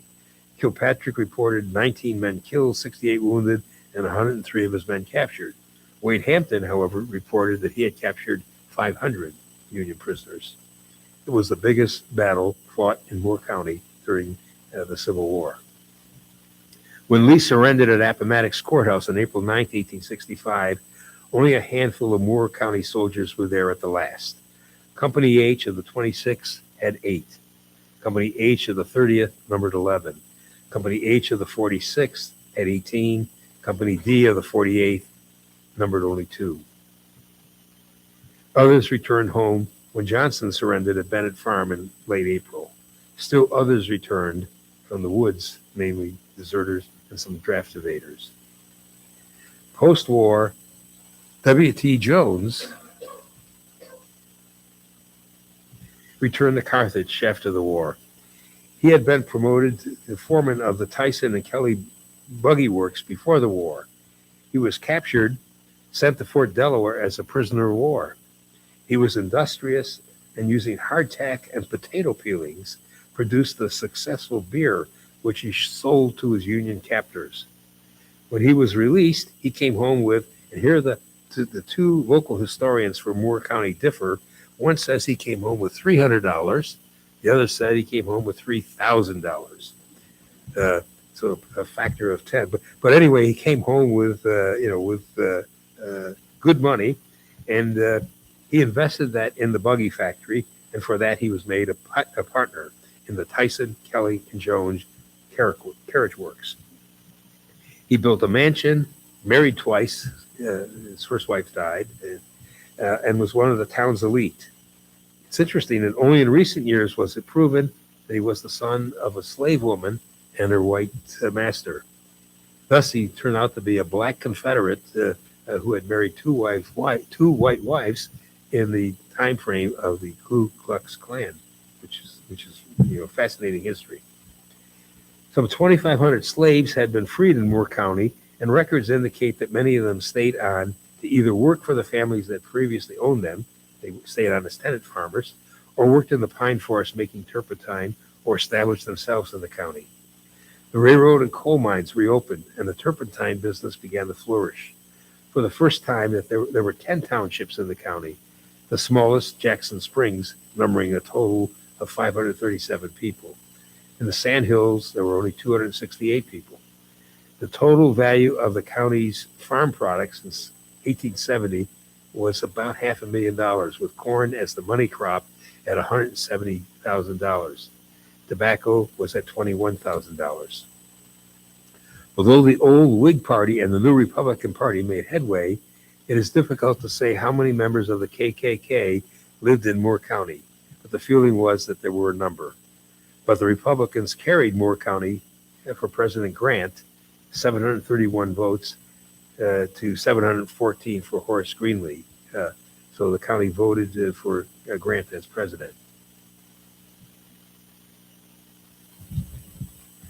By 1874, the Raleigh and Augusta Railroad had reached the county from the capital, heading towards Hamlet, with small stations in what would become Sanford, Cameron, and Manly. By 1880, the census had grown by 30% and more than doubled the number of blacks. The township of Jackson Springs changed its name to Mineral Springs, with 787 population. Carthage was the largest city, followed by Sanford, Manly, and Cameron. In Southern Pines, There were 22 turpentine distillers and 26 sawmills. Grain remained the chief crop. Schools flourished, with 81 schools for the 3,800 children. This moves into the era of the empire builders in Moore County. Allison Francis Page was born in Wade County in 1824. He became successful as a lumber cutter and a dealer, and is responsible for the establishment of the village of Cary, North Carolina. I didn't know that. I had been told when I moved down here that Cary stood for Containment Area for Relocated Yankees. But it goes back a little further. The Civil War had destroyed his village, his business. In 1879, he was $10,000 in debt when he arrived at Blues Crossings on the railroad 5 miles from Manly. He saw promise in the longleaf pines, and he decided to buy 1,600 acres in 1880. With his hardworking family, he was debt-free in 5 years. He built a dam on the Devil's Gut, created a lake, and powered a sawmill to cut lumber for construction. He changed the name of Blues Crossings to the town of Aberdeen and founded 2 railroads, including the Aberdeen and Asheville Railroad. As a philanthropist, he founded the Methodist Home for Children in Raleigh and Quality Hotels in Raleigh. Page Memorial Chapel in Aberdeen is named in his honor. John Patrick, and this is the only picture I could find of John Patrick, which is the headline of the pilot. He does not have a photograph that you can find on the internet. He was born in Wadesboro, North Carolina in 1852 and had regularly visited his cousins in the Blue family in Moore County. He became a printer, rose to editor of a town newspaper, and was a colonel in the North Carolina National Guard during the administration of Zebulon Vance. In 1883, he was appointed State Commissioner of Immigration. While traveling on the Raleigh-Augusta Railroad, he stopped in Manly Station, which was busy with lumber and turpentine. He heard stories about improvement of the disease consumption, tuberculosis, in the pine forest environment. He hit upon this as a selling point for his immigration service. He began writing to northern newspapers about the healthy pine forest.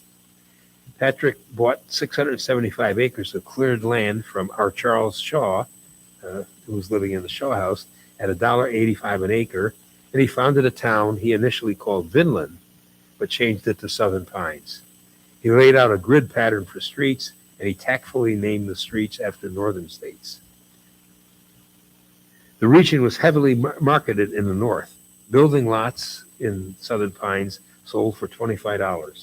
In 1887, the town was incorporated, and R. Charles Shaw became the first mayor. He had been wounded multiple times as a Confederate soldier during the war, but he shrewdly appointed 5 Northerners as commissioners and conducted town business in a New England style. The following year, in 1888, John Patrick founded the town of Pine Bluff. Lots there he sold for $50 to $200, and physicians touted the pine forest's atmosphere as a cure for a variety of lung ailments. The 1890 census showed a 34% increase with 13 townships. Carthage was still at the top of the list as far as population. More railroads popped up as the Aberdeen and West End Railroad and the Aberdeen and Rockfish Railroad were established. Thousands of acres of pine logs were brought into Aberdeen and were cut and dressed into lumber. Now, a lot of you know this portion of it. In 1895, Bostonian James W. Tufts, who had made his money selling soda fountain equipment, was looking for a vacation spot for Northerners of modest income. He was a philanthropist in the Lend-A-Hand Society in New England to improve the lot of the poor. He reflected that many working people of cold northern states, New York State, ought to enjoy journeys to warm climates, but could not afford them. He met with Henry Page, who agreed to sell him a stretch of land stripped of lumber. Page, it is said, was somewhat embarrassed to sell him the 640 acres for $700 because he thought, this was worthless land, and he thought he was swindling Tufts. But Tufts had a plan. Tufts then would acquire more land from others at about $1 an acre. He then enlisted his friend, Frederick Law Olmsted, for layout plans for a village in the pine saplings, initially called Tufftown, but his wife convinced him that he should change it to Pinehurst. The project moved along very quickly, utilizing a large supply of inexpensive labor. Tufts installed an electric power plant, telephone system, an electric trolley to the railroad in Southern Pines. Olmsted supervised the planting of over 226,000 trees and shrubs. In his advertising booklet, Tufts announced, quote, "Pinehurst is not intended to be a sanitarium. It is a bright, cheery village, artistically laid out, possessed of all modern conveniences," unquote. Board and lodgings range from $12 to $18 a week for a single in a room, and $26 to $30 a week for two persons. But Tufts was definite in his refusal to encourage consumptives. When I bought my house down here, there were two codicils in the deed which were not enforceable, and that is the person selling me the house could not sell it to a black man or sell it to someone with tuberculosis. So those type codicils still exist in your deeds if you go back and look at your old deeds. The sand in the sandhills was a problem for road builders, and Tufts noted that the surface of the Aberdeen Depot yard was hard and smooth. He questioned the station agent who said he had tried a mixture of ashes from the stoves and clay to prevent wheeled vehicles from sinking into the sand. That worked, but when it rained, the whole thing became a sticky mess with the clay. So out of desperation to you kind of prevent the stickiness, he threw sand back into the mixture. And when that dried, it was a hard, smooth surface. So he had kind of discovered a kind of paving that was done. Tufts took upon this and paved all the streets in Pinehurst using that mixture. He also was involved in the purchase of land between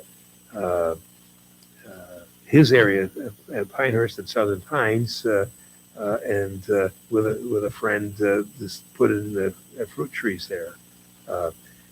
In 1897, 670 tons of fruit were shipped to market. Another Moore County industry. Sorry, that's Frederick. There you go. Another Moore County industry was the millstone industry at a quarry near the village of Parkwood.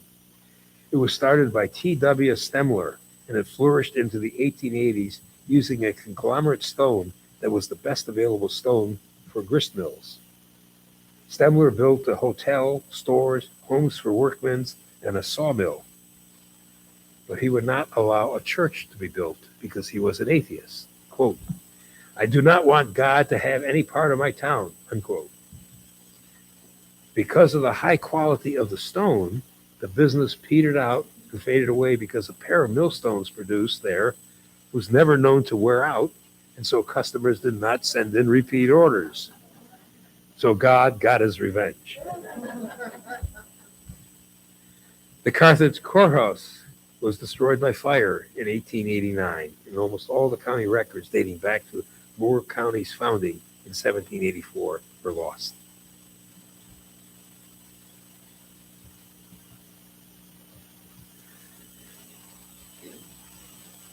By 1900, Sanford was now the largest town with a population of over 1,000, followed by Carthage, Aberdeen, and Southern Pines. Although there were 140 manufacturing firms in the county, most people still farmed, producing 1,300,000 pounds of grapes, 134 quarts of dewberries, 2,500 bushels of peaches, 4,500 bales of cotton. The census did not note that Harry Vardon, British golf champion, had praised Tufts golf course. This led to Donald Ross arriving and being hired from Scotland to be the first professional to teach golf and build golf courses. Tufts noted that Pinehurst was now beginning to attract a growing clientele of wealthy and distinguished vacationists. In January 1901, he opened the luxurious Carolina Hotel with its many bathrooms. This prompted the comment, quote, "You must be expecting a lot of dirty Yankees," unquote. James Tufts would pass on February 2nd, 1902. In 1904, Carthage built the railroad connection to Pinehurst. Leonard Tufts, the son, began selling lots in Pinehurst in 1905. James Boyd, a coal merchant of Harrisburg, Pennsylvania, bought 2,000 acres in Southern Pines and built a beautiful mansion in what he called Weymouth Heights. His daughter, Helen Boyd Dull, founded the Southern Pines Civic Club in 1905 and became its first president. The Tyson and Jones carriage factory flourished in Carthage. And in the northeast of Moore County, people there still sought to become a county on their own, named after Robert E. Lee, the great hero of the South in the Civil War. A.F. Sewell of Jonesboro became state senator in 1906 and introduced a bill in 1907 calling for the election to establish a Lee County consisting of 140 square miles. On July 2nd, 1907, residents in the area concerned voted overwhelmingly, 875 to 40, to establish Lee County. The two largest towns of Jonesboro and Sanford built a courthouse in between and later would merge. So we go from the wedge-shaped Moore County to the broken arrowhead Moore County. But if you look at a map of Moore County, you can see Moore County there. It's got that little appendage sticking out on it. That little appendage there, how did that come about? Well, it's an interesting story in and of itself. When, I think the next slide probably shows that best. When Fort Bragg was established, that little appendage was part of Hoke County, but it was now separated by Fort Bragg, which was a closed facility. So it made sense, instead of this appendage being part of Hoke County, where school buses had to travel all the way there around the Fort Bragg area, decided that that would be deeded over to the county of Moore. So that little stretch there is now part of Moore County. That occurred in 1958. The Little River Township, that's that little appendage that you drive through if you go on 690 to Fayetteville. In 1907, automobiles began to appear. Leonard Tufts offered to sand clay a road halfway to Southern Pines if the town of Southern Pines would complete its half. Tufts quickly completed his half of the 6 miles. Southern Pines sold subscriptions to raise cash to complete its half, but funds ran out before the last mile was completed. Helen Dull came to the rescue by talking to her father, who quietly funded the $1,000 to complete the paved road. This would become Midland Road as the first divided highway in North Carolina. From this success, a dynamic program of road improvement began in Moore County. A mile of new road, properly cleared, graded, and adequately covered with the mixture, could be finished at an average cost of $350. Those days are gone for certain. In 1908, the county cast a small vote overwhelmingly in favor of prohibition, 762 to 352.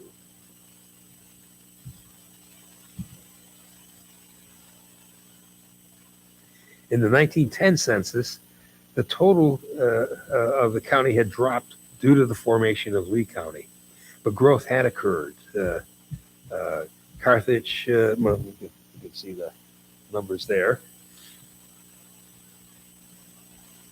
Pinehurst boasted, even though Pinehurst was not included in the census because it was not yet an incorporated village, Pinehurst boasted 200 whites and 400 blacks in the winter, diminishing to 250 whites and 50 blacks in the summertime. Around this time, Raphael Pompelli, an explorer and friend of the Page family, bought 500 acres of cutover land and planted peach orchards, cotton, tobacco, and vineyards at Kennedy Station in western Moore County. This would become known later as West End. He built a large house somewhat like a Moorish palace and changed the name to a distant oriental goal of camel caravans, Samarkand. More friends founded a prep school for boys there. By 1915, war in Europe was underway. James McConnell, who had been appointed secretary of the Carthage Board of Trade, quit his job and joined the Lafayette Escadrille. These were Americans flying for the French, fighting for the French before the United States came into the war. On March 19, 1917, he was shot down. Today, an airfield is named after him. This is the Lafayette Escadrille. There's the airfield, and that little cluster to the left of the airfield, if you don't recognize it from the air in this old photograph, you may recognize it today as Pick-a-Peg, which has expanded its operation there after it had its devastating fire. Good times smiled in Moore County. Real estate was valued at $4.3 million for tax purposes. Banks thrived. Citizens Bank and Trust in Southern Pines, the Bank of Pinehurst, the Bank of Carthage, the PAF Bank in Aberdeen. Tyson and Jones Carrick's works showed profits. There were 69 public schools for whites and 18 for blacks. 47 buildings had been replaced, the rundown, inadequate structures that had served as schoolhouses. Books and school libraries increased from 2,300 in 1907 to over 10,000 in 1917. Monthly teacher salaries rose from $29 to $42, a 45% increase. There were high schools in Carthage, Aberdeen, Jackson Springs, the Farm Life School in Eureka, and the private Elise Academy. There were 6,000 boys and girls between the ages of 6 and 21, with only 26 illiterates. Among the adult population, there were only 321 illiterates. On April 6, 1917, the United States declared war on Germany, and within hours, Moore County men were enlisting. General William J. Snow, Chief of Artillery for the U.S. Army, visited the Sandhills in the summer of 1918. The war spawned an impressive artillery installation almost at the border of the village that was named Fort Bragg after Confederate General Braxton Bragg, not for his performance as a general in the Civil War, but for his performance as an artillery officer in the Mexican War. It's been said that General Bragg was the Union Army's best general. The war ended later on November 11th, 1918. Jack Busby, a Raleigh artist, had been studying specimens of old Moore County pottery. The skill had almost disappeared with Prohibition in 1908, which killed the demand for whiskey jugs. Busby built shops in Sheffield Township and North Moore, hired Ben Owen and other master potters who had retained the old family skills. Jugtown wares became famous throughout the United States and the world. Samarkand School became a state training school for girls. And this is proof that it does snow in Moore County. Dr. B. Van Herf, an Austrian chemist, had purchased 5,200 acres just north of Southern Pines. It had been confiscated by the government in 1917 under the provisions of the Alien Enemy Act. Henry A. Page Jr. bought it and christened it Knollwood. In 1919, the Knollwood tract was purchased by a subsidiary corporation which founded Mid Pines Country Club and the Knollwood residential area. The 1920 census showed population of Carthage at almost 1,000, Aberdeen close behind. Pine Bluff, which was supposed to be a real boomtown, was not doing very well. Pinehurst was not yet incorporated and was not listed. For many years, Pinehurst had been a privately held resort under sole proprietorship of the Tuff family. In 1920, a corporation was formed and ownership was established with a charter for Pinehurst Incorporated. In the late 1960s, the shareholders of Pinehurst decided to sell the resort property to Diamond Head Corporation. Over the next decade, Diamond Head created about 7,000 lots or units for sale with membership rights to the Pinehurst resort facilities. The infrastructure to support these lots, roads, water, sewers, etc., was also constructed at this time. It was only in 1980, pursuant to an order of incorporation, that the village of Pinehurst became an incorporated municipality. That was not known by me and not known by several of my friends who I spoke to have served on various commissions in the town of Pinehurst. They thought Pinehurst had gone back to Southern Pines period. By 1924, the Tyson, also in 1920, the Pilot newspaper began publishing in Vass. Annie Oakley demonstrated her markswomanship and sarcastically commented on the announced price of Millwood real estate at $1,500 for a three-quarter acre lot. James Boyd, grandson of the founder of Weymouth, came home for the war and was encouraged to begin his novel about the American Revolution. In Pinehurst, Leonard Tufts said, quote, "The whole county of from Pinehurst eastward will be a big community of winter homes of well-to-do northern people," unquote. The new courthouse in Carthage was finished in 1923. By 1924, Tyson and Jones Carriage Factory took on a new partner and started making truck and auto bodies. More peaches were shipped out of Moore County than any other county in the state. Southern Pines was the most modern town in Moore County. The Moore County Hospital was founded in Pinehurst in 1927. By 1929, the Tyson and Page factory switched to furniture. The Pilot newspaper was sold and moved to Aberdeen, which was predicted to be, quote, the coming commercial center of the Sandhills, unquote. The Page Trust Company of Aberdeen was able to loan the state of North Carolina $4 million. The county had some 60 factories producing hosiery, rayon, cotton fabrics, furniture, motor truck bodies, ironwork, pottery, lumber, brick, tile, flour, meal, and other goods. In 1927, three men, Leonard Tufts, James Wicker, and James Johnson, felt that many school children did not know enough local history, specifically the history of the Yadkin Trail through Moore County. They decided to mark remnants of the trail with 5 concrete cast markers. The inscription on each reads, "The Yadkin Road, said to be a buffalo trail connecting the upper Yadkin River pastures with those of the lower Cape Fear, used in colonial times by emigrants passing westward through the Revolution by Cornwallis and during the Civil War by Sherman's troops." Guess who owns those now?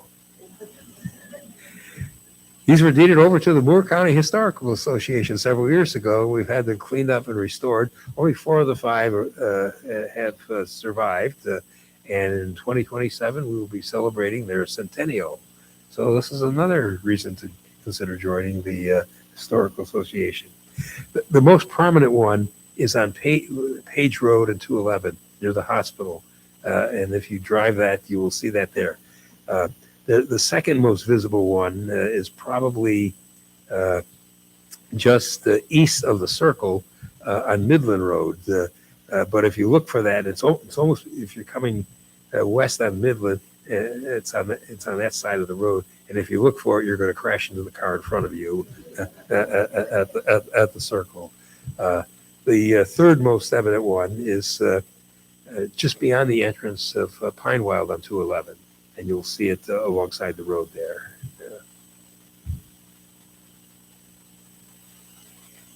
In the 1930 census, Southern Pines had grown significantly.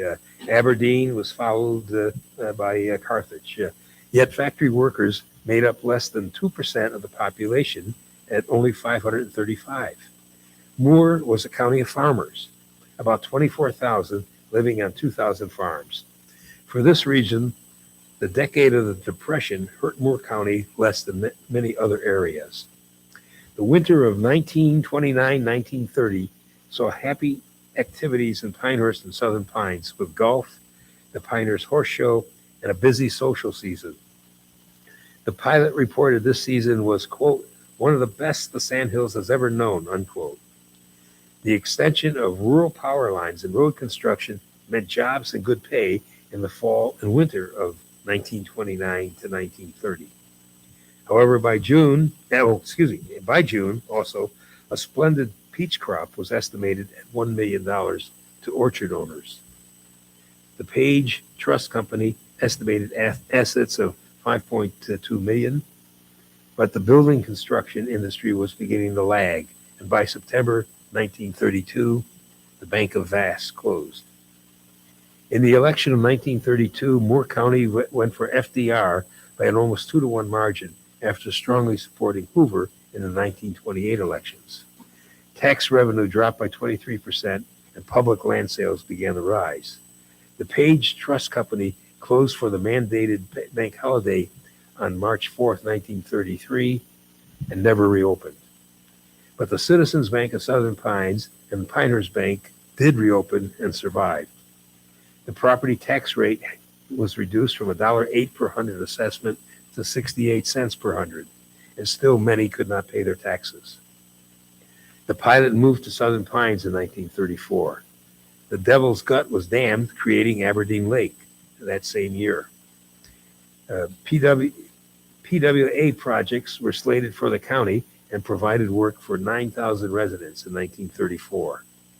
On cash crop farms, tobacco increased as cotton declined. In 1935, only $19,000 worth of lumber was cut. Leonard Tufts announced that the 1936-1937 season at Pinehurst was the best since the boom year of 1929. He then retired in 1936 as president of Pinehurst Corporation, and his son Richard succeeded him. In Moore County, taxes for 1937 were raised from 68 cents to 89 cents per hundred.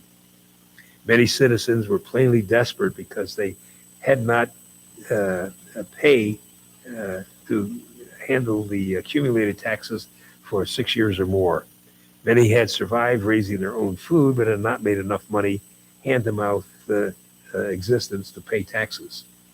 The whole number of county residents working and drawing pay from the government came to about 7,500, or 1 in every 4 men, women, and child. There was a respectable portion of breadwinners for the Depression years concerned, but the woes of the Depression finally would come to an end as the war began.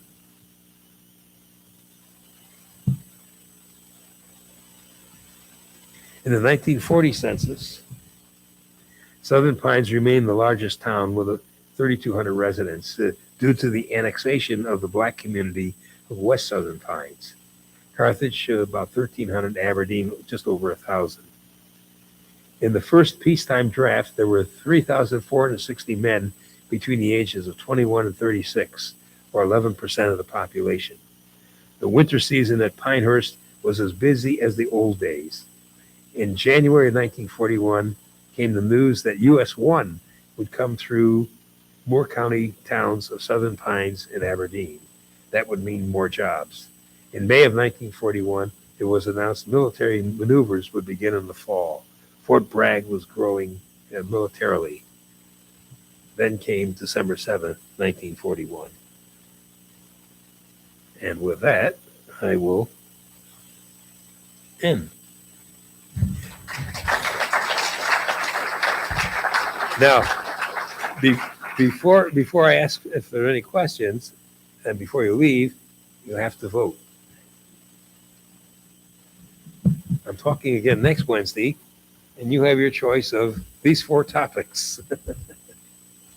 The mythical relationship between baseball and Fort Sumter, story of the only female physician in the Union Army in the Civil War, and the only woman in our history to be awarded the Medal of Honor, the twin disasters befalling the Shahola and Sultana, and one entitled, Who Was Their Father? The Story of the Orphans of Gettysburg. All made up your mind? Okay, let's show hands. Number 1. Show of hands number 2. Show of hands number 3. Show of hands number 4. I guess number 2 it is. Okay, thank you. Are there any questions I can answer? Well, you've been very patient.